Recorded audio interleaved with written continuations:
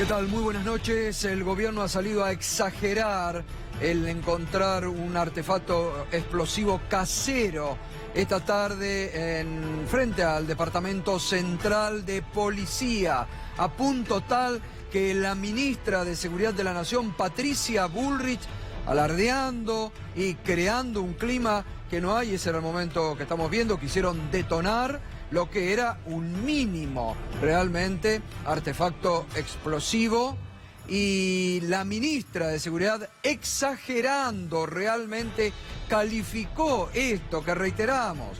Fue un artefacto explosivo casero, muy casero realmente, encontrado, no está muy claro, porque las fuentes y las versiones son diferentes. Algunos dicen que, según algunas imágenes, lo colocó un cartonero debajo. Ahí estamos viendo el momento en que lo hacen detonar.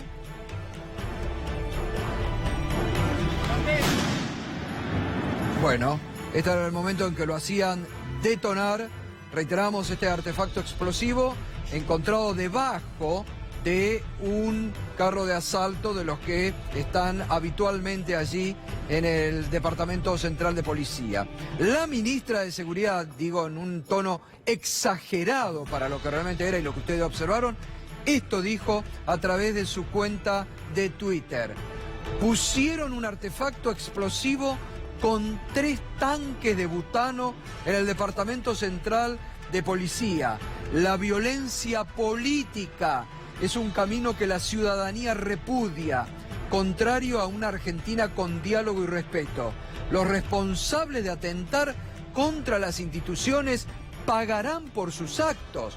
Exagerado el discurso de la ministra de Seguridad, hablando de violencia política en la República Argentina. No creo que caiga nada bien esta adjetivación de la ministra en el propio presidente, que hace pocas semanas en un reportaje le preguntaron y dijo que de ninguna manera había clima de violencia política en la República Argentina. Da la impresión muchas veces que algunos sectores del gobierno están buscando provocar este clima de violencia política en la Argentina, denunciando a 11 diputados de la oposición en un hecho inédito para la vida democrática de la República Argentina, como sitiando el Parlamento Nacional el 14 de diciembre con la Gendarmería Nacional, provocando desde la Gendarmería Nacional una represión desmedida y que fueron a la casa después de personas. Dicho de esto, en las últimas horas también se reconoció a un integrante de la policía de la ciudad como uno de los autores de lanzar gas pimienta contra un jubilado que estaba a 2 o 3 cuadras de la manifestación del 14 de diciembre. Pero reiteramos, excesivas las palabras de la ministra Patricia Bullrich hablando de violencia política en la República Argentina. Creemos, reiteramos, que esto no va a caer nada bien en un gobierno que lejos está, creo, de estar promoviendo. Pero, si bien dijo el gobierno, no acusamos, pero lo primero que salieron a decir, hay un anónimo que indica que fue el PO, que fue el Partido Obrero, que justamente en las últimas horas también ha sufrido esta persecución política, porque algunos de sus diputados han sido denunciados por el gobierno nacional, y no nos olvidemos que hay dirigentes del Partido Obrero presos por la represión del 14 de diciembre. Estamos en comunicación con el dirigente del Partido Obrero, Marcelo Ramal. Buenas noches, Marcelo, ¿cómo está? ¿Qué tal, Gustavo? ¿Cómo estás vos? Bien. Bueno, dicen que este artefacto explosivo contenía un anónimo que los responsabilizan a ustedes, al Partido Obrero. Sí, siempre según la policía, dice que había un volante que tendría una supuesta firma de un Partido Obrero. Cualquiera que nos conoce, cualquiera que conoce al Partido Obrero, sabe perfectamente que esto es una mentira torpe. es una provocación y ya constituye un ataque simplemente querer mencionar o querer aludir que acá, había una firma del Partido Obrero.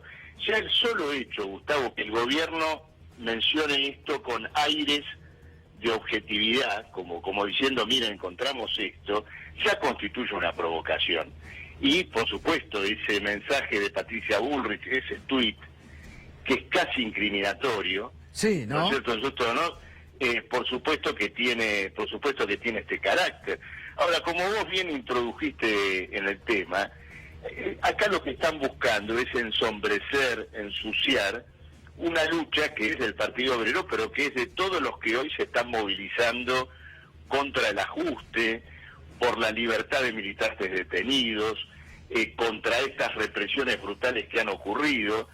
Ayer conversábamos en tu programa sobre gastos y secretarías que el gobierno está organizando en distintos lugares, y por los nombres de esas secretarías, yo en un momento comencé a pensar si en realidad en esos lugares simplemente no están los trolls, los que espían Facebook.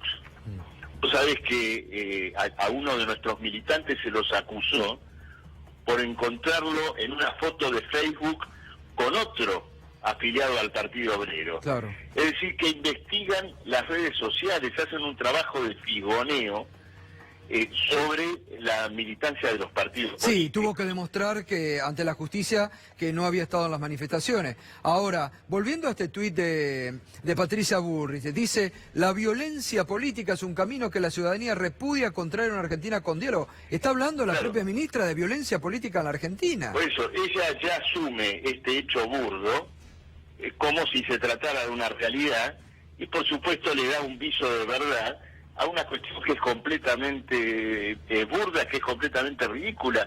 Gustavo, el Partido Obrero tiene más de 50 años de historia, siempre dando la cara, siempre hablando nosotros con nuestro nombre, nuestro apellido, fijando nuestra posición política de cara a la población. Sí. Nunca hemos actuado con métodos que hemos rechazado. No, además, Marcelo, a ver, si la verdad que si colocan con la seguridad que hay en torno al Departamento Central de Policía una bomba en una situación que realmente tampoco está muy clara, digo, bueno, está hablando también de una situación de inseguridad allí en la propia seguridad de todo lo que rodea al Departamento Central de Policía. Por supuesto, ¿no? Lo primero que habría que explicar es quién tiene la impunidad y la libertad para colocar una bomba nada menos que en la cuadra del Departamento de Policía. Eso ya llama muchísimo la atención. Pero también llama la atención que esto ocurra cuando en la ciudad de Azul tenemos una pueblada contra los despidos, cuando hay una inquietud enorme por la inflación, por los tarifazos. Entonces creo que se están armando operaciones terribles, de muy baja estofa, tratando de que se mire para otro lado frente a una realidad social muy grave, y tratando naturalmente siempre de echar una sombra, de ensuciar a todos aquellos que estamos tratando de organizar a los trabajadores, de buscar una orientación para que entre todos, de un modo masivo, podamos responder a este ajuste que estamos viviendo en el país. Bien, Marcelo, gracias, buenas noches. Gracias, Gustavo, un abrazo. Un abrazo. Marcelo Ramal, dirigente del Partido Obrero, rechazando entonces estas aseveraciones de algunos dirigentes del gobierno que culpaban al Partido Obrero de ser responsables de la colocación de este artefacto explosivo muy casero, realmente muy casero, colocado esta tarde así en las cercanías del Departamento Central de Policía. Bueno, tenemos un día realmente donde uno piensa, vamos a ver, declaraciones, ¿fueron hechas por opositores al gobierno nacional, al gobierno de Macri? No. Declaraciones hoy muy duras, nada más ni nada menos que primero de Carlos Melconian, que en un diálogo con el diario La Nación, si bien dijo soy un soldado de Macri, fue durísimo, durísimo y crítico contra el gobierno, contra algunos estamentos del gobierno, contra la política económica, incluso en determinado momento, pese a que dice soy un soldado del presidente, con el presidente. Duro Melconian en sus declaraciones. Un hombre propio del PRO. Ahora vamos a ver y vamos a repasar esas declaraciones. Y otra que salió con los tapones de punta contra el gobierno, el presidente, contra los aumentos, contra la rebaja de los haberes jubilatorios, casi ya como una dirigente política de la oposición. Creo más dura que cualquier dirigente político de la oposición o del peronismo, que son muy light a la hora de hacer declaraciones, la señora Mirta Legrand. Así no, Mauricio, tirón de oreja para el presidente de la Chiqui Legrand, muy dura también en sus declaraciones contra Macri, porque dijo que está veraneando demasiado, que no se tendría que haber ido de... Por eso digo, no son declaraciones ni de ningún político de la oposición, ni de ningún periodista crítico, son los amigos del poder quienes hoy han salido a marcarle la cancha al propio presidente. Y además que tenemos esta noche, bueno, una de las frases de Melconian: le hicieron creer a Macri que lloverían dólares. Frase dura. Le hicieron creer a Macri que lloverían dólares. Los sueldos no alcanzan, lo dijo Mirta Legrand. Y además, una información exclusiva, atención, atención laburantes del correo, la trae Alejandro Berkovich. Se viene un ajustazo fuertísimo en el correo. Se planea la eliminación de algunas de las áreas sensibles del correo. Enseguidita te lo adelanta Alejandro Berkovich, en medio de donde la justicia, no nos olvidemos, la justicia todavía tiene que determinar por la plata que el grupo Macri le da deuda al Estado por los cánones que no ha pagado en los últimos años. Esa causa judicial duerme el sueño de los justos. Algo que la justicia tendría que activar, porque es plata de los argentinos. Cuando el gobierno llama a la austeridad, cuando el gobierno o el presidente dicen que hay que cuidar la plata de los argentinos, bueno, no nos debemos olvidar que el grupo Macri tiene una deuda millonaria con el Estado argentino, que el presidente pretendió en algún momento mandar a foja cero, que la justicia debe investigar, pero en esta doble vara que tiene la justicia argentina, muy rápida cuando son dirigentes de la oposición, lenta, lentísima y con ganas de archivar rápido cuando es algún funcionario del gobierno o cuando se trata del propio presidente de la nación. La causa del correo es una de las tantas causas que todavía está dormida. Y en este marco se viene un ajustazo, enseguida te lo cuenta Alejandro Berkovich, además en un día donde el dólar pasó la barrera de los 19 pesos. Atenti con esto. Bueno, muy bien, vamos a estas declaraciones que Carlos Melconian hizo hoy al diario La Nación. Vamos a repasar algunas de ellas muy duras.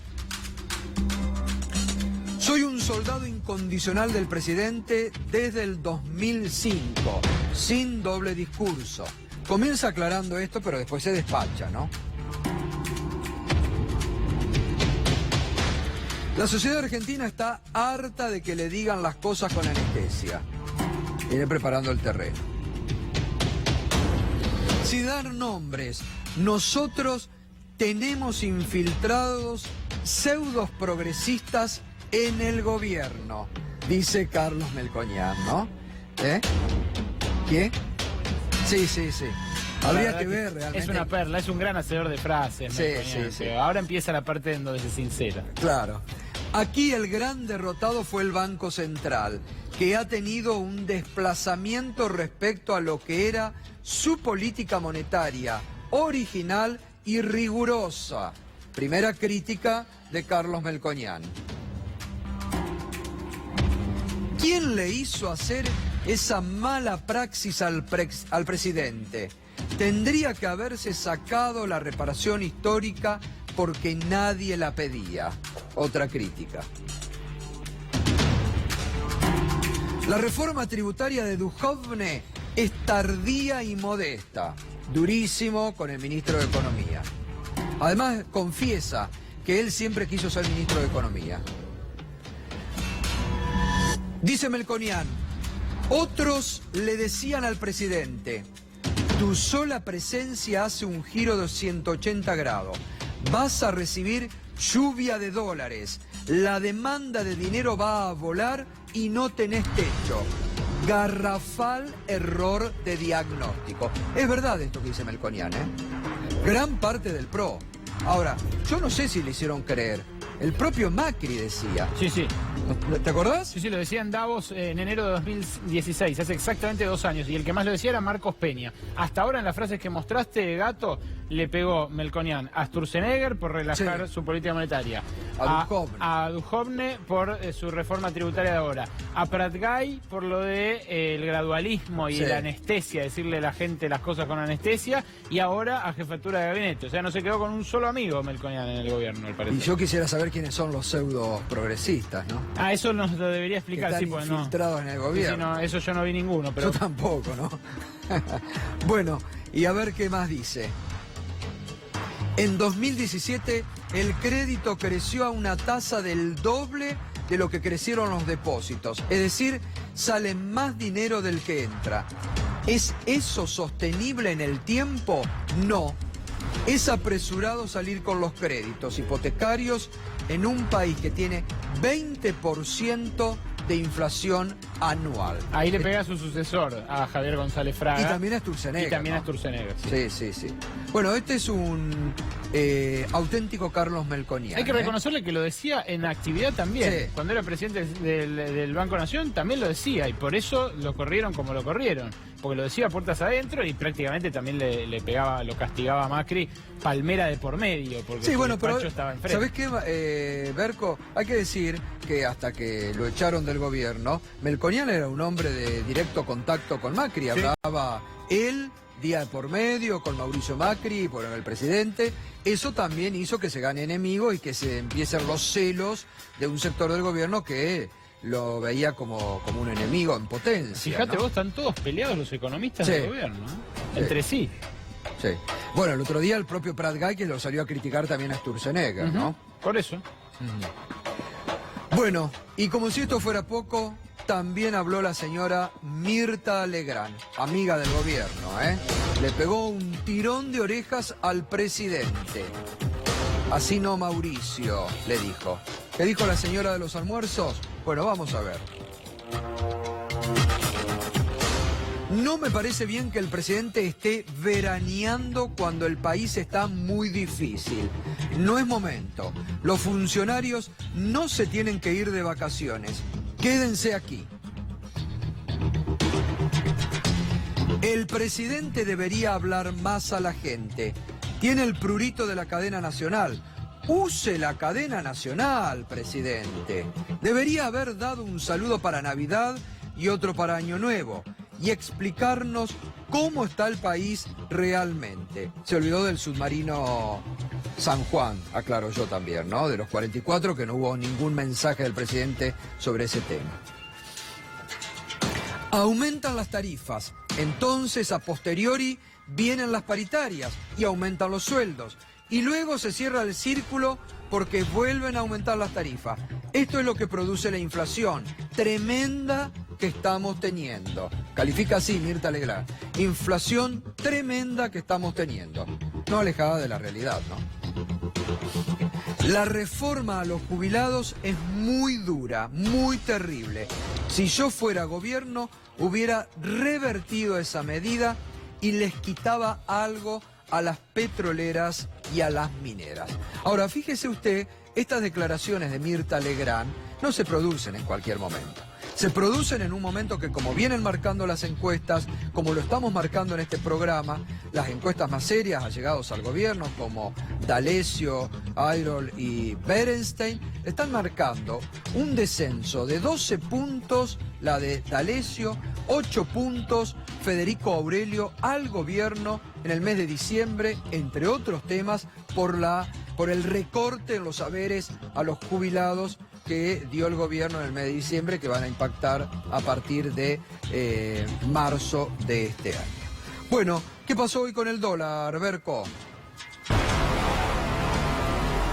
Rebotó, gato, una vez más, Día de Reyes, y el dólar subió casi 30 centavos en el mercado minorista, terminó 19,26, una cotización que representa la suba de toda la semana prácticamente, porque acordate, esta semana hábil había arrancado el martes, después de Año Nuevo, con una baja respecto del pico que había alcanzado el viernes pasado. La verdad, hoy la suba estuvo motorizada por una sola cosa, por los rumores que se repitieron durante todo el día sobre la salida del Banco Central de Federico Sturzenegger. Todo el día, ¿eh? Todo el día de operaciones, todo el día, todas las mesas de dinero de la City, preguntando, escribiéndose entre sí, WhatsApp que viene, WhatsApp que va, con Punta del Este, porque el poder está allá, en buena medida el poder financiero en este momento está entrando a la recepción que organizó Gabriel Martino, el CEO del HSBC, triunfante, una especie de ministro sin cartera, ahí en la huella de José Ignacio, pero entre WhatsApp, preguntas, llamados y demás, la incertidumbre se apoderó de la City y por eso estos casi 30 centavos que subió el dólar en la jornada de hoy. ¿Cuál es la expectativa? ¿Qué va a pasar el martes, cuando Federico Sturzenegger deba renovar una vez más uno de esos mega vencimientos del EVAX, para ver si dura hasta ese momento? Primero, a mí la verdad que todos los allegados de él con los que pude hablar me dicen que él planea seguir, incluso con el gesto de rebeldía que ayer anticipamos va a tener a fin de este mes, cuando viaje a Basilea, Suiza, muy cerquita de donde va a estar el presidente Macri, en Davos,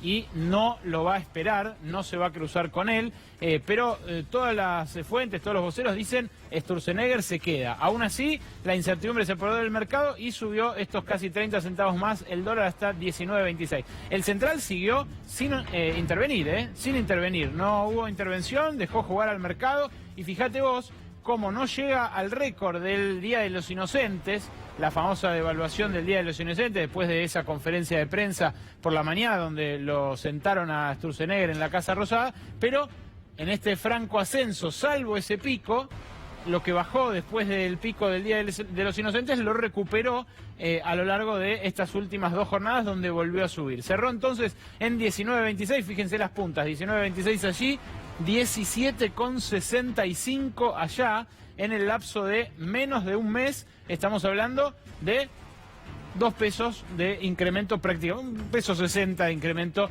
un incremento muy sensible que iguala lo que había subido en todo 2017. Bueno, ¿qué esperar de esto? La verdad, no demasiado, porque el Banco Central tiene mucha espalda para frenarlo cuando quiera el dólar. La pregunta es si quiere o si le va a hacer falta otra devaluación para empatar ahora el golpe inflacionario que va a representar el cambio de las metas. Fíjate vos, Gato, que en la discusión empieza a colarse la paritaria.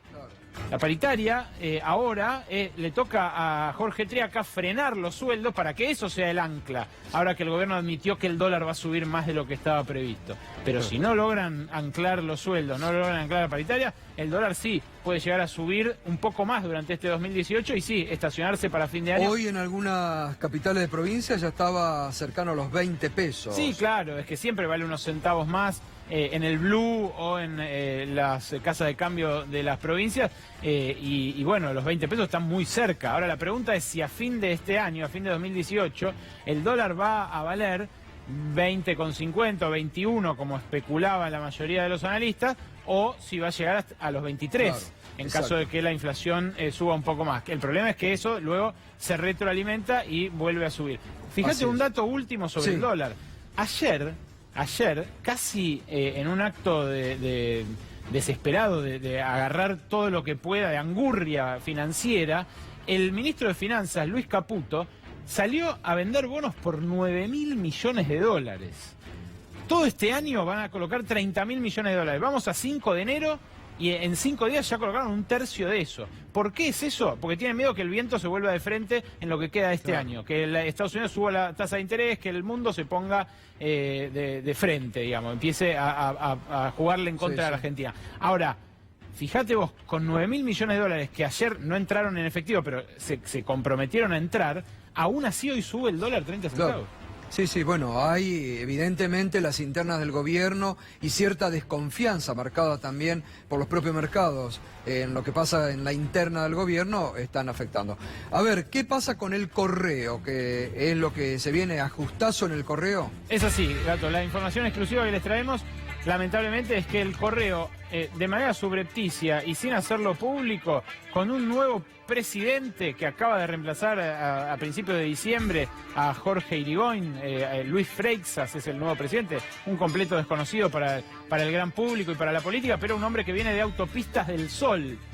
Todo queda en el grupo Macri, al parecer, porque siempre el correo, desde que asumió Macri, lo manejaron ex-SOCMA de los que estaban en Correo Argentino en esa gestión fallida que hubo entre el 2000 y el 2004, y ahora al que puso es a un ex ejecutivo de Autopistas del Sol, que como ustedes ya saben también, era parte el grupo Macri de ella, y tanto era parte que decidió aumentar los peajes y luego vendió sus acciones cuando ya habían subido. Bueno, ¿qué decidió este buen hombre?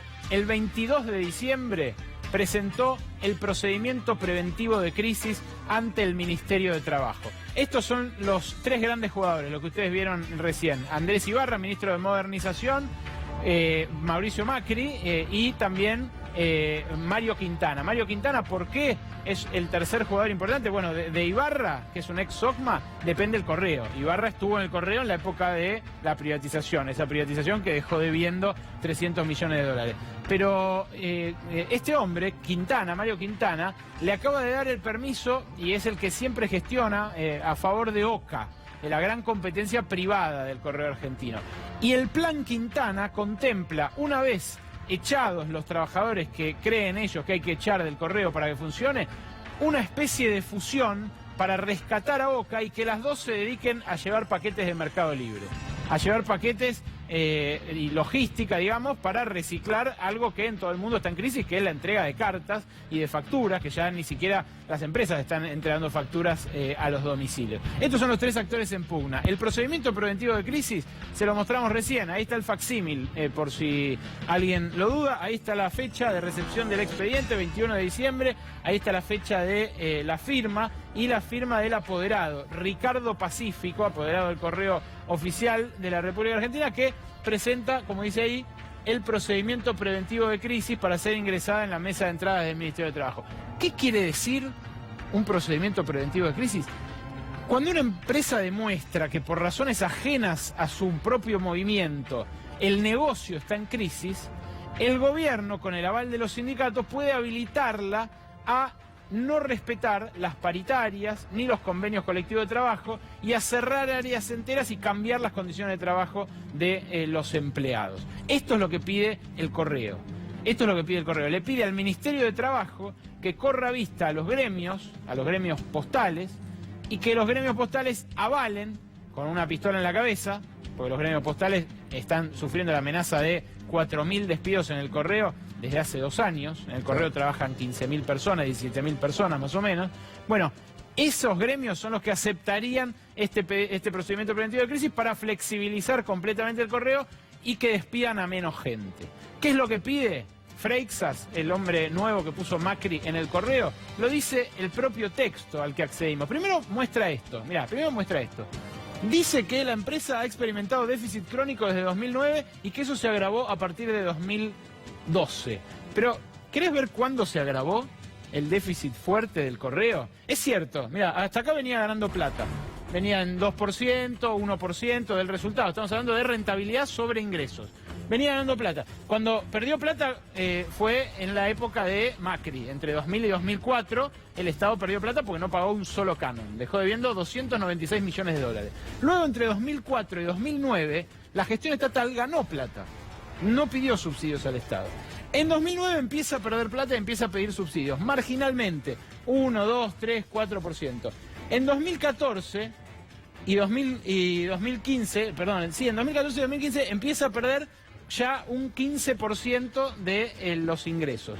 Se recupera en 2015 a un 11% de los ingresos y fíjate en 2016 pierde un 27%, tiene una rentabilidad negativa del 27%. Era el primer año de la gestión de la gente que venía a hacer bien las cosas en el Estado con conocimiento de las empresas.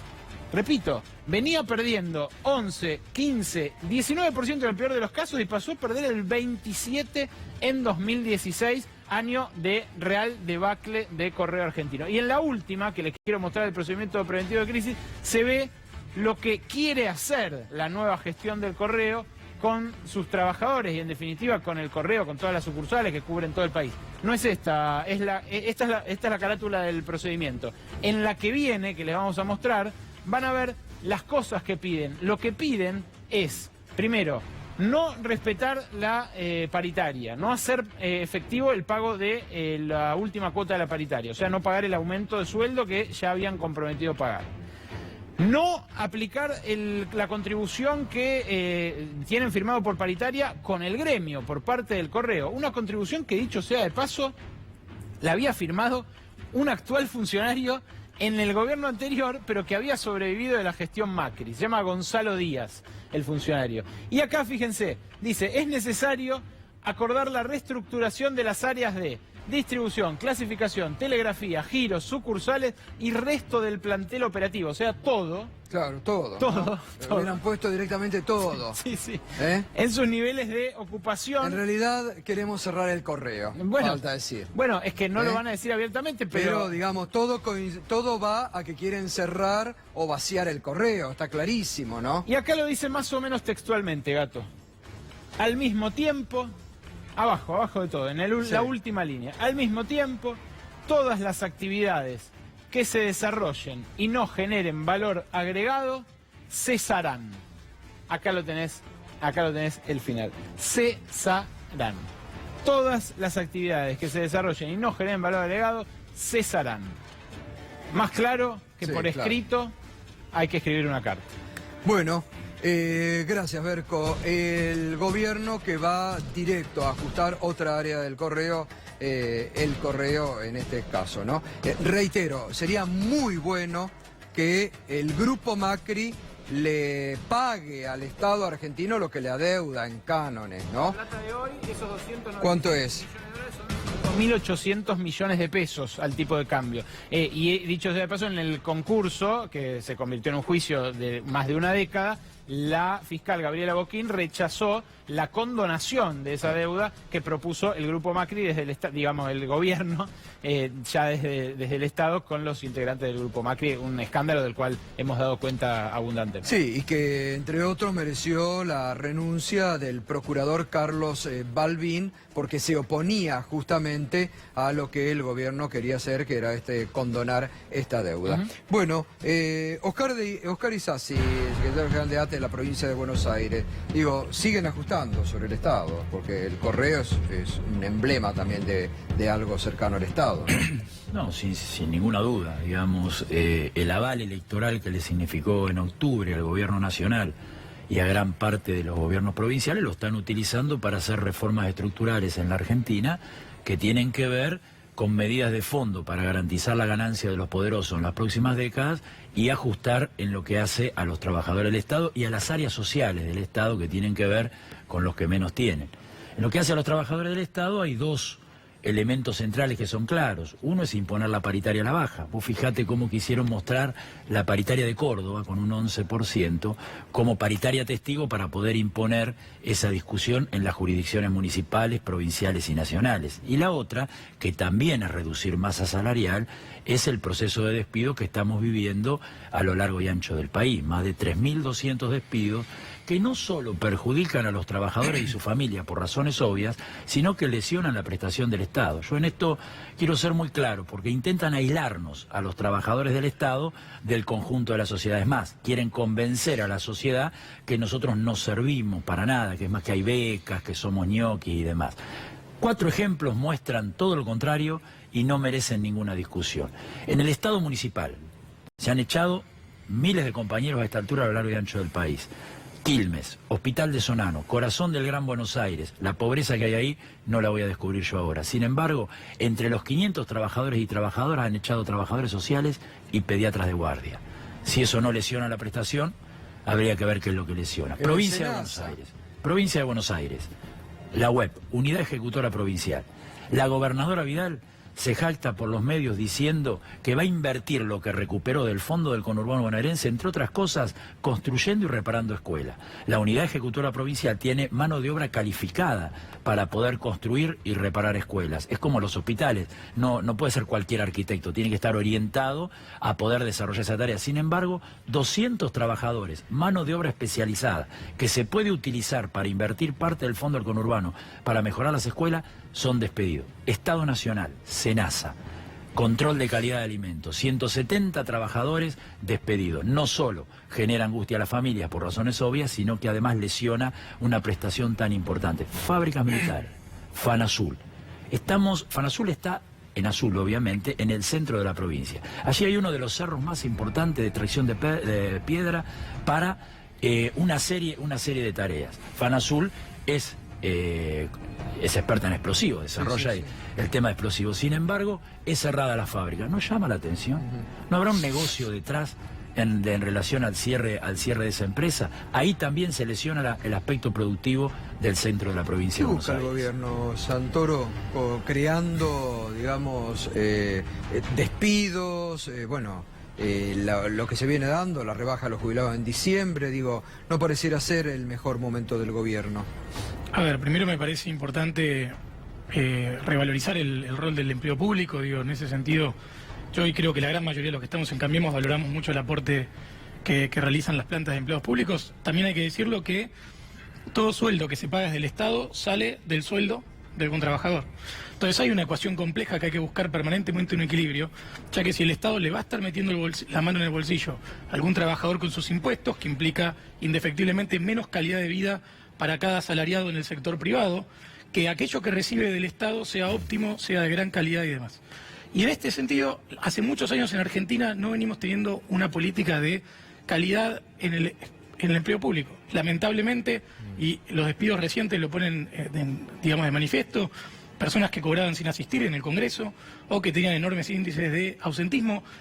Es válido también que hay probablemente despidos que no tengan que ver con estas causales únicamente. También el gobierno ha aumentado en un 25% la planta del Estado desde que llegó. Ha creado subsecretaría que hace nombres kilométricos que no tienen nada que hacer y que los han metido ahí también de prepo, ¿no? Ese es un dato que hay que aclararlo. No es que aumentó la planta de empleados, sino que lo que aumentó era la cantidad de dependencias y ahora está yendo justamente en el proceso inverso y está reduciendo algo que muchos criticamos y que era la hipertrofia de subsecretarías, secretarías y hasta ministerios. Que creó el propio gobierno. Sí, son cargos políticos que a buena hora que puedan reducirse, porque creo que acá lo que hay que privilegiar es, por un lado, que se prestigie y se reconozca como corresponde al empleado público, que se garantice una carrera pública de calidad, que creo que el ministro Ibarra está trabajando en ese sentido, y que por el otro lado pensemos en lo que reciben a cambio los contribuyentes, ya que si los estamos esquilmando con impuestos, Argentina es uno de los países que más impuestos paga de la región definitivamente, por lo menos que reciban a cambio servicios públicos de calidad y que cada peso tenga una contraprestación lógica. Creo que razonemos juntos. Sí, claro. Razonemos juntos. Provincia de Buenos Aires. Sí. La provincia de Buenos Aires tiene una deuda social que dejó el neoliberalismo de los 90, que no fue saldada. 30 años de peronismo. Que dejó el neoliberalismo de los 90, que no fue saldada. 30 años de peronismo gobernó la provincia de Buenos Aires. ¿Me dejas hablar? Sí, claro. Y que ustedes han profundizado, porque las políticas que ustedes están llevando adelante aumentaron los niveles de pobreza. Bajó la pobreza. Por lo tanto, la provincia de Buenos Aires necesita mayor intervención del Estado, por lo menos en las áreas sociales, para poder paliar las penurias que pasan la mayoría de la población en el conurbano bonaerense y a los costados de las ciudades del interior. Sin embargo, desde que asumió María Eugenia Vidal, tenemos déficit de personal por congelamiento de vacantes. La provincia de Buenos Aires tiene la menor cantidad de trabajadores por habitantes de todas las provincias. Sin embargo, tiene un bolsón de pobreza significativo que todos conocemos. Cuando el sistema sanitario tiene que ir al barrio a intervenir decididamente para por lo menos paliar las enfermedades fruto de la pobreza, el Estado desfinancia la política de salud. ¿Por qué digo esto? Porque hoy la provincia de Buenos Aires nuevamente vuelve a tener en el presupuesto más bajo comparado entre todas las provincias, casi igual al de Capital Federal en lo que tiene que ver con salud, pero con 4 veces su población.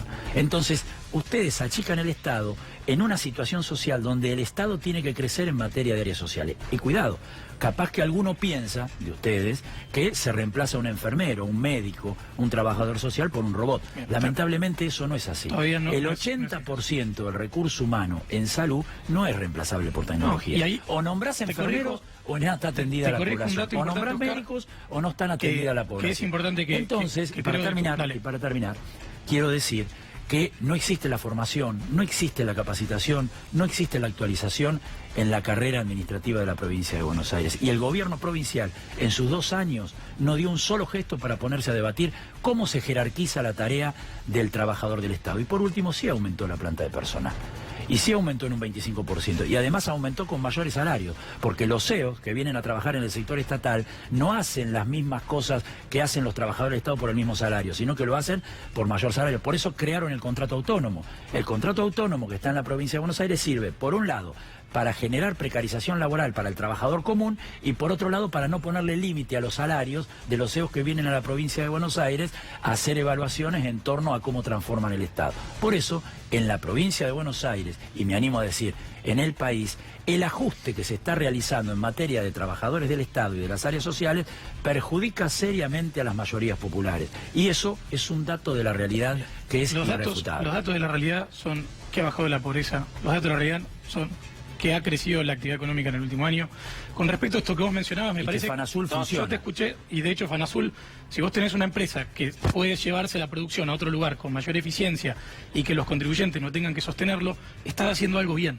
Más allá de que hay que relocalizar a esas personas y hay que ayudar a que encuentren una fuente de trabajo digna. Pero ustedes le cobran impuestos a la gente porque le sacaron las retenciones a las exportaciones de grano y cereal y dejaron un hueco de 200.000 millones de pesos para que que el no Estado ya no repitas, recibe. Oscar, para que no repitas, que el Estado no recibe, para que entonces no le salen a cobrar Oscar, con ingreso Oscar, bruto, le salen a cobrar a la gente porque ingreso termina bruto los pagando están al consumidor. Hasta Mirta Pero- Legrand les dijo pero eso, pará, de que vamos- tenían que vamos- bajarle, tenían que sacarle a las mineras de la exportación y no a los bien, jubilados. Pero vamos a hablar Hasta en términos Mirta económicos no y creo acá que sea ver cómo real. me va a dejar mentir.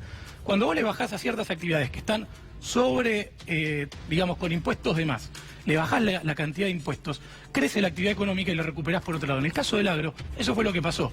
Lo que se bajó de retenciones se recaudó por otras vías y de hecho se logró un saldo positivo. No. Eso es, sí, es así, es así. Es así, sí, En es 2 así. años, 60.000 millones de pesos menos de recaudación por Pero retención. clarísimo además. Es matemático. Aumentó, pasó de 35 millones, 35.000 millones de dólares en el 2008, cayó a 17.000 millones de dólares las exportaciones del agro en el 2015 y viene aumentando al 26% anual. pero ahí van a Dale, perder- dale un pero se van poquitito a de perder- tiempo. Pero Yamil, se van a Pero hay perder que computar 20.000 todo el agro. millones este año. Claro, hay que A computar ver, todo el agro. para, estamos hablando, y le de sacan más a los empleo. jubilados. No, estamos hablando de más Pero empleo. le sacan a los Estamos hablando de más jubilados. empleo en todo el sector del agro. El agro que hoy genera uno Pero de no, cada 6. no genera mucho más. ¿Cómo que no? No, ¿cuánto generó de empleo en este año que pasó hecho, el agro? nada. No ha generado nada de No hay- empleo. no hay creación de empleo en esta No hay área, pero creación de empleo en el pero tampoco- agro. pero tampoco La nadie lo reforma esperaba. tributaria A ver, de la ¿cómo nadie lo Argentina, esperaba? Bien, la reforma tributaria de la Es Argentina. lo que dice Ustedes Melconian. empezaron- Melconian dice que la reforma tributaria Es lo que llega dice tarde y Melconian. comete No, idea. y es lo que dice Que de Melconian. hecho, Le es la- hicieron creer al presidente que solo con llegar a Cambiemos, Macri y el gobierno, llovían las inversiones. El propio Melconian lo está diciendo, eso no pasó, Perdón, no está pasando. pero ahí vamos a coincidir, y acá me parece importante decirlo, digo, creo que uno de los errores del gobierno, y yo siempre he sido crítico de esto, es que, no se dio un diagnóstico total de cómo agarramos el país en su momento, y otro tema importante es que la reforma tributaria no hay que hacerla en 2017 ni a los ponchazos como se hizo, sino que había que hacerla a fines de 2015, arrancarla, y hacer una reforma de fondo y profunda. ¿Es un buen avance esta reforma tributaria? Sí. Definitivamente permite- hay que avanzar más profundamente. Está en Fernando la reforma Vilordo, que es de Autodeterminación y Libertad. Fernando. Sí, no, acá me parece que hay una discusión un poquito más de fondo, ¿no? Me parece que lo del diagnóstico es más bien superficial. La mayoría de la población que nos está escuchando sabe perfectamente cómo está viviendo, cómo está retrocediendo sus condiciones de vida. Le acaban de robar a los jubilados, le metieron la mano en el bolsillo. Ahora viene con tarifazos que el gobierno dice que son necesarios. Eso es cinismo puro. Empresas que le han robado a la población durante 20 años, más de 20 años le han robado a la población y el gobierno dice que necesitan aumentar las tarifas. Despidos en los estatales. Bueno, y se viene la reforma laboral y se vienen las paritarias a lo que el gobierno se va a jugar a que sea por debajo de la inflación. Entonces, El drama que está viviendo la población lo siente, por más que se hable de diagnóstico y demás. Ahora, a mí me parece importante plantear cómo enfrentamos esto. Es decir, cómo derrotamos la política de ajuste del gobierno. Eso es lo más importante de todo. El diagnóstico, la gran mayoría de la población lo siente. Los que viven de un ingreso fijo lo siente. Entonces, ¿cómo derrotamos esta política? Bueno, nosotros miramos para arriba y vemos una CGT que ha sido cómplice del gobierno. Durante estos 2 años ha sido cómplice del gobierno. Inclusive a fines del 2016 han brindado con ellos. Y ahora están hablando de que posiblemente no haya paro en el 2018. Ellos están diciendo, bueno, ¿qué le queda a los trabajadores? Los trabajadores tienen que construir fuerza desde abajo, hacer asamblea en los lugares de trabajo, ser protagonistas y hacerlo con la mayor unidad posible. Eso es lo fundamental de cara a lo que viene. Puede haber distintos proyectos políticos en función de esa pelea, pero lo primero que se necesita es derrotar esta política de ajuste del gobierno. No, a ver, me parece que hablar de ajuste como algo necesariamente negativo, en concreto lo que hay que ver es si a partir de ese ajuste mejora la calidad de vida de la gente, si a partir de ese ajuste mejora el crecimiento de la economía, si a partir de ese ajuste se genera más empleos, porque que el Estado esté sobredimensionado, que haya gente que cobra y no va a trabajar, que haya gente que cobra por algo que se puede, agrupando fábricas, trabajar menos. ¿El Estado? Perdón, vamos a preguntar. ¿Está sobredimensionado el Estado? El Estado... vuelvo a repetir, lo mismo que si es un social, Estado que no le interesa llegar a la población en materia de salud, en materia educativa con calidad, en materia de políticas de niñez, seguramente vos vas a tener enfermeros, médicos, trabajadores de niñez que sobran. Ahora, si es un Estado que hace lo que tiene que hacer, que es intervenir para mejorar las condiciones de vida de la gente, vamos a ver que el Estado necesita trabajadores y trabajadoras calificados para que puedan desarrollar esa tarea. Lo cierto es que si vamos a los hospitales, yo no tengo mucho que decir esto que decía él, vos vas a los hospitales y falta personal, vas a las escuelas, falta personal, vas a los organismos de niñez, falta personal. Entonces no está sobredimensionado el Estado, es una infamia decir que están despidiendo porque son ñoquis. Es más, reivindicamos acá a los trabajadores y trabajadoras del Estado. A los enfermeros que se levantan todos los días a la mañana y le ponen el pecho a pesar del vaciamiento que hay en el sistema público porque quieren hacer el negocio de la enfermedad. Hablemos de la realidad del sistema de salud público. A los que van a la escuela, permitime, a los que van a la escuela y todos los días limpian, hacen la limpieza institucional o enseñan a los pibes en condiciones muy precarias o le dan de comer a muchos pibes que cada vez son más por las políticas de hambre que ustedes llevan adelante, o aquellos trabajadores de niñez que no tienen absolutamente nada y sin embargo le ponen el pecho y con una caricia tratan de resolver a los pibes las penurias que están pasando cotidianamente. Reivindicamos al trabajador del Estado, porque nosotros como trabajadores del Estado somos los que trabajamos para nuestro pueblo. A veces, como en este caso, a pesar de las políticas del gobierno que muestran una insensibilidad que es manifiesta y notoria. Pero tienen problemas. Ustedes quieren hacer la reforma a fondo en este año. ¿Por qué? Tienen un aval político a partir de octubre y se sienten que tienen un cheque en blanco. La reforma de seguridad social que ustedes lograron votar mostró claramente que no tienen un cheque en blanco. Porque los millones de compatriotas que se movilizaron, no solo al Congreso, sino en todo el país, más allá del operativo mediático de querer mostrar al pueblo argentino como violento, los millones de compatriotas que se movilizaron, muchos de ellos, claro que no pensaban como el gobierno, pero otros los habían votado a ustedes para que eliminaran el impuesto a las ganancias en el salario. Es más, a la noche del día 18, los cacerolazos tenían que ver con mucho de la base social que había votado a Cambiemos. Tienen dificultades para la reforma laboral que ustedes pensaban brindar el 31 de diciembre, que es un verdadero programa de los empresarios para que haya mano de obra esclava, porque no es una reforma laboral. Ustedes pensaban brindar con la reforma laboral votada, no la pudieron hacer. La armonización del Instituto de Previsión Social. ¿Leíste un proyecto de reforma laboral? Del Instituto de Previsión Social. Porque le estás adjudicando alguna reforma que... Explícame en qué consistía, honestamente, porque se está diciendo que es trabajo esclavo. Digo, primero viola la Constitución Nacional, con lo cual no pasaría ningún examen judicial. Primera falacia de lo que está diciendo, lo cual es una faltarle respeto a la gente. Segunda cuestión, estás hablando de un proyecto que no leíste, con lo cual estás criticando algo que pudo haber sido y no fue y nunca leíste. Pero no le ladres a la luna. No, le estás mintiendo a la gente. Lo que estoy diciendo, además, que la armonización del Instituto social significaba rebaja jubilatoria, que significaba aumento de la edad jubilatoria, no la pudieron hacer por la unidad que hubo y la masividad que hubo en la resistencia. Tienen dificultades para realizar los cambios estructurales que ustedes plantean. Van a seguir insistiendo y van a seguir teniendo dificultades. Porque esto que dice el diputado, esto que dice es cierto, la unidad más amplia y la masividad va a frenar las intenciones que tienen ustedes de profundizar los cambios estructurales para garantizar la riqueza de los poderosos.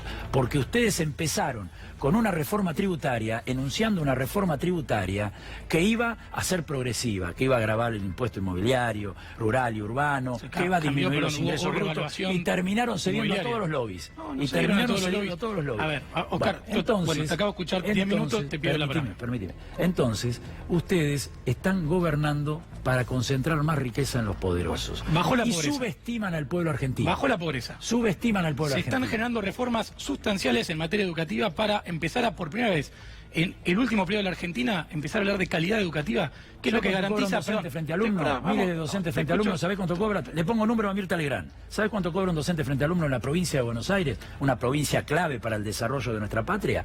12.000 pesos, 12.500 pesos. ¿Sabés cuánto está la línea de pobreza? 16.000 pesos. ¿Sabes cuánto está la canasta mínima? La mínima, no para vivir bien, 25.000 pesos. ¿Dónde está la política para mejorar las condiciones de un elemento tan clave como es el docente frente al alumno para poder enseñar? Te respondo. Ahí estuvo el planteo de la gobernadora de empezar a dar un premio por presentismo que fue rechazado por el gremio porque justamente no quería tener que dar cuentas de la presencia. Después tenés, y vale también decirlo, cuando vos tenés 2, 3, 4 personas que cobran por un cargo y en lugar de que premio por presentismo, si una mujer era era sometida por violencia de género, por ejemplo, tenía que ir a trabajar porque le quitaban el premio. Porque le quitaban el premio. Estás forzando un argumento cuando no es la realidad de lo que pasa. 40 grados de fiebre tiene que ir a trabajar porque en lugar de pagarle 12.000 pesos le pagarían 12.500 pesos. Entonces, eso que vos estás hablando de cuánto es que se cobra cada trabajador, más allá de la cantidad de horas que trabaja, si tenemos que desde el Estado pagar 4 sueldos, 3 sueldos, en lugar de pagarle bien a un trabajador, si el Estado no controla calidad de presentismo, de que cumpla cada uno con las responsabilidades que tiene, esa plata se disemina en varios sueldos. ¿Qué es lo que pasa de los médicos? Yo, de hecho, vengo de comunidad de médicos y te digo cómo era muy fácil. La gran mayoría marcaba presente o hacía que algún amigo le marque el presente, daba pocas horas y se iba a trabajar al sector privado, lo encontrabas en la clínica de la vuelta para compensar el sueldo, porque el sueldo que recibía el Estado, no de ahora, de los últimos 20 años, era bajo. Entonces el problema que tenemos acá es que muchos de los empleados públicos, sobre todo en materia de salud, claro, eso lo no están debidamente... Claro, eso lo hacía un chanta, un ladrón. ¿Qué estás diciendo? Entonces, los médicos son chanta, que los docentes no trabajan y no quieren trabajar. Es una infamia, esa es la concepción que tienen ustedes. Hay que empezar a corregir ese tipo de abusos que perjudican a la gente. Que tienen ustedes en para relación nada. a los trabajadores del Estado. ¿Sabes por qué no funciona como decís, Oscar? Mirá tu conclusión. Porque cuando se cesantea a alguien por ausentismo es porque las ausencias están comprobadas. Surge de las cosas que vos decís. Surge. El aumento salarial surge de la auditoría y de no laburan los docentes. Los médicos generalizados se rajan todo porque no quieren una laburar. Propuesta concreta de la gobernadora de mejorar salario en base a presentismo. Fue rechazada por el gremio. Nosotros teníamos una propuesta concreta de que ningún salario estuviera por debajo de la línea de pobreza y fue rechazada por María Eugenia Vidal. Te cuento, Hay una discusión, porque hay una discusión primero, acá no podemos reducirlo solamente a trabajadores estatales, que si hablamos de trabajadores estatales, primero tenemos que hablar de trabajadores despedidos y también trabajadores que se encuentran precarizados durante años y que este gobierno lo mantiene. Pero el problema no es solamente trabajadores estatales, pues si no parece que es una discusión como la que están tratando de llevar, o la está tratando de llevar. Acá es un problema general. Es decir, acá la mitad de los trabajadores de este país cobra menos de 10.000 pesos. Hay un 30% de pobre y 30% de trabajo precarizado. Por supuesto, esto viene de décadas, ¿no? Ahora, el gobierno lo está profundizando, porque hay que ponerlo también un poco en números. ¿Y quiénes están ganando con este gobierno? En el año 2016, de las 500 principales empresas, 384 tuvieron ganancias. 384 las principales empresas. Para lo que nos está escuchando, saben lo que pasó en 2016. Los tarifazos, el poder adquisitivo que se perdió. Es decir, hubo grandes ganadores. El cinismo del presidente de la Nación cuando dijo, bueno, acá hay que hacer todos un esfuerzo, eso es claramente mentira. Acá hay un sector que está ganando y está ganando mucho. Artículo del diario La Nación, de principio de diciembre, informe de la Comisión Nacional de Valores. Entre las empresas que más han ganado en 2017 ha sido empresas de servicios públicos. ¿Por qué han ganado empresas de servicios públicos? Gracias a los tarifazos que impuso este gobierno. Entonces, esto es el abanico completo. Y otra cosa más. Hay una cosa que le tenés que explicar a la gente, es cómo financiás el déficit. Y otra cosa más. Si no empezás a corregir tarifas, ¿cómo financiás el déficit? Fernando, explícale a la gente. Explícale a la gente. ¿Cómo financiás el déficit? Aumentando impuestos. Más que impuestos. realmente están ganando. Argentina tiene la mayor carga tributaria de Latinoamérica. En la estructura Más del económica 50% que la media regional. Disculpame, pero el problema es que la verdad. ¿Cómo financiamos el déficit? Fugando miles de millones de dólares. ¿Sabes cuántos se fueron en el año 2017? Más de 19.000 millones de dólares. Es decir, están endeudando el país, que seguramente después van a querer aplicar el ajuste para pagar esa deuda, y mientras tanto se va más de 19.000 millones de dólares. Ahí está la ganancia, como para que no haya pobreza, como para que no haya trabajo precarizado, para que todos cobren un salario por encima de la canasta básica. Ahí están los miles de millones de dólares que se están llevando las grandes empresas, que ustedes se están beneficiando con las políticas que están llevando adelante. O sea, tu propuesta es cobrarle más impuestos, siendo que Argentina es el país que cobra 50% más impuestos que la media regional. Más impuestos, perdón. Lo que acá hay que tenemos que generar empleo, tenemos que aumentar la productividad y vos querés cobrar más impuestos. Lo que hay que hacer, ¿En serio? ¿Esa es tu propuesta? Es la riqueza que se está generando. ¿Esa es tu propuesta? Porque son más de 19.000 millones de dólares que se fueron en el año 2017. Eso es lo que hay que discutir. Fernando, te explico. No con tu propuesta hay menos inversión, hay menos empleo, peor salario real. Un país a lo largo de la historia se ha desarrollado con inversiones extranjeras. Cuando vienen a traer $1 es para llevarse 2. Es la historia de este país que hay que recorrerla, y el problema del déficit comercial que ha tenido siempre ha sido de hecho, eso. Perdón, lo que estás diciendo es mentira. Digo, justamente la integración global y la inversión extranjera es lo que hizo que países pasen de la pobreza a una condición media. Europa del Este, por ejemplo, que le sobran casos. ¿Por qué no llegan las inversiones? Porque el poder económico lo está haciendo, lo que está haciendo es reducir. Porque justamente lo que critica Melconian es el gradualismo. Lo que Melconian dice justamente es que fueron tibios en bajar los impuestos. Justamente lo contrario de lo que vos estás diciendo. El problema de la Argentina, vamos a ser claros, vamos a tomar posición. El problema acá en Argentina una reforma tributaria. Hay que bajar impuestos. Hay que grabarle la riqueza a los que ganan cuando la economía se estanca, cuando la economía crece y cuando la economía decrece. Esos 200 grupos económicos que manejan la Argentina, asociados a los grupos financieros que ganan siempre. Ahí hay que ir a buscar eso para redistribuirla de una manera más justa. Está bárbaro. Y aquí hay que exceptuarlo. Hay que llevar, perdón, te lo digo en serio, hay que llevar la discusión con un poco más de altura. Lo que está diciendo es un eslogan. Acá la pregunta es, ¿a quién le cobras cuánto impuesto para que la economía crezca, para que el Estado se financie, para que no tengamos problemas con el déficit? Ya te dije, no es una pavada lo que estás planteando. A las mineras y todo eso son ejemplos claros. Le cobras a las exportaciones y Argentina para darle crédito blando al pequeño productor, al pequeño comerciante, para que pueda generar empleo, para que pueda recuperarse la rueda. ¿Qué es lo que se hizo? La ley PYME fue en ese sentido. La ley Emprendedores facilita también la creación de empresas. Entonces, la reforma laboral busca justamente el blanqueo laboral. Porque la realidad impositiva en la Argentina es que el sistema impositivo es cíclico, débil e injusto, porque se descarga. Es regresivo, atenta contra los pobres, y hay que cambiarlo. Ese es el sistema tributario argentino. A las empresas que ustedes representan. Por ejemplo, bajando el ingreso bruto, que es un impuesto distorsivo, o sellos y otros tantos, ayudás a los menos favorecidos. Eliminaron el único impuesto progresivo que tiene la Argentina, que es el impuesto a la riqueza. Bienes personales lo eliminaron en 3 años. Y ganancias prometieron bajárselo a los trabajadores. Hay más trabajadores que pagan ganancias y a las empresas se lo bajan del 35 al 25. Son impuestos progresivos que de elemental concepción y generan económica huecos en el Estado que después lo pagan los jubilados con la reforma es un tema de doble imposición, si querés lo se enseñan en los primeros años de la carrera, vos lo sabés, son impuestos que hay que bajar el IVA, hay que subir ganancias, hay que subir bienes personales, en todo el mundo se llama impuesto a la riqueza. ¿Por qué la reforma tributaria no enfoca te hago una observación? Si cobras, yo creo que hay que aumentar ganancias, y de hecho debería ser el impuesto principal, el impuesto al ingreso. Hay que bajar los impuestos al consumo, estamos 100% de acuerdo. La baja de ingresos brutos, ellos va en ese sentido. Y bienes personales, si cobrás ganancias, volver a cobrar por los bienes que alguien tiene. Igual que el impuesto a la herencia. Mucho más hay que cobrar. Y mucho más impuesto a la herencia. Milton Friedman, los monetaristas querían impuesto a la herencia. Por eso, algunos ortodoxos, digamos. Bastante clara. Si querés redistribuir, tenés que sacar donde hay plata. No podés sacarle al que no tiene. O le sacás al que tiene plata con una reforma impositiva, seguís descargando los sectores populares. En esto, Oscar, vamos a estar de acuerdo. Hay que cambiar la matriz tributaria. Económico, pero 2 más 2 es 4. Yo no fui a ninguna facultad de ciencia, pero si no le sacás la casa al que tiene para redistribuir entre los que no tienen, y la Argentina no es Marruecos. La Argentina no es un país que solo tiene pesca y arena, y entonces se terminó la pesca y está destinado a morir de hambre. Es un país inmensamente rico, cuyo problema es que la riqueza está concentrada en pocas manos. Entonces, si te zarpás cobrando impuestos, la economía no crece y nos perjudicamos todos. Hay que encontrar un equilibrio y creo que se está avanzando en ese sentido. Bueno, les agradezco, como siempre, por el debate. Sí. Quiero decir algo que me parece importante. Nosotros, en relación a los despidos, en primer lugar, hemos decidido medidas en fabricaciones militares para el día martes, donde vamos a cortar las distintas rutas y calles en donde están las fábricas militares, reclamando la reapertura de la fábrica. Ahora enseguida, tras la pausa, van a estar los compañeros. Y el día miércoles hacemos un plenario nacional de delegados municipales, provinciales y nacionales en el Consejo Directivo Nacional de ATE para definir los pasos a seguir y las medidas a seguir. Yo le quiero preguntar a Yamil, porque una vez que tenemos uno de Cambiemos, ¿vos sabés quién es el progresista infiltrado? Se rió cuando lo dijo Melconian. Tengo mi sospecha, pero no es un tema de progresismo infiltrado, hay distintas visiones. En Cambiemos pensamos muchos de forma distinta. ¿Quién es el nombre? No, creo que igual Melconian lo ha dejado claro más de una vez que no se llevaba muy bien con el ex. A mí me dijo un funcionario una vez, para acá, si me lo permiten. De hecho fue en una lista con Donda, con lo cual que hay funcionarios que cuando echan a alguien dice, bueno, no lo pudimos evitar, y hay otros que tienen orgasmo. Me lo dijo un funcionario.